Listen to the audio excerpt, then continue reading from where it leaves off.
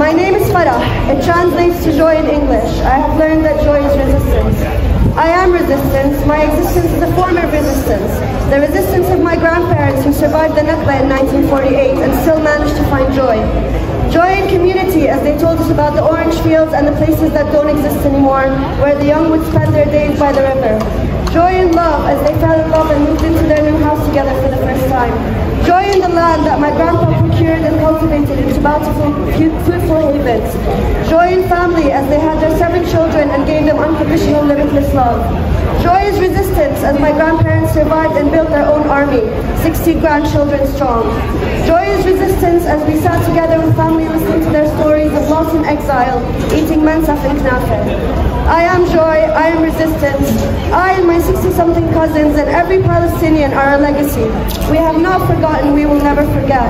Joy is resistance, I am resistance. We are resistance.